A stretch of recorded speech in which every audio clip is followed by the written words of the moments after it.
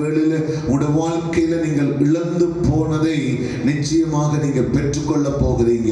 வேதத்துல வாசிக்கிறோம், அநேக பரிசுத்தவான்களுடைய வாழ்க்கையில அவங்க இழந்து போனதை கர்த்தர் அவர்களுக்கு 2 மடங்கு ஆசீர்வதித்து கொடுத்திருக்கிறார். அவர்கள் இழந்து போனதை கர்த்தர் அவர்களுக்கு அப்படியாக ஆசீர்வதித்து அதனுடைய நன்மைகளை ஆண்டவர் கொடுத்தவர்களை திருப்தியாக்கி இருக்கிறார்.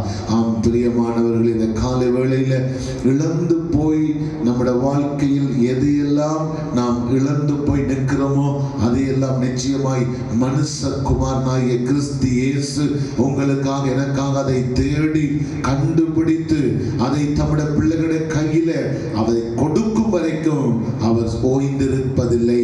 அவர் சும்மா இருக்க மாட்டார்.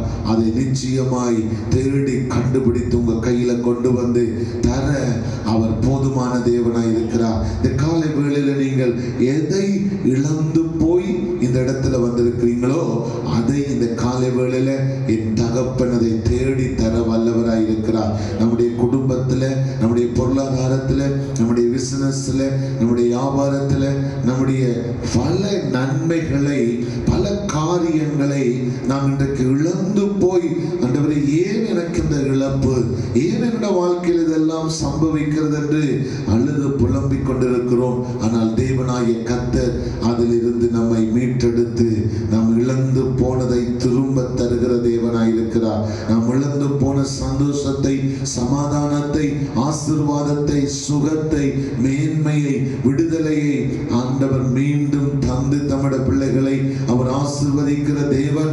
எனக்கு அருமையான தேவ பிள்ளைகள், இந்த காலை வேளையில நீங்க எதை இழந்து போனாலும் என் ஆண்டவருடைய சமூகத்தில் நீங்க அவரை தேடுங்கள்.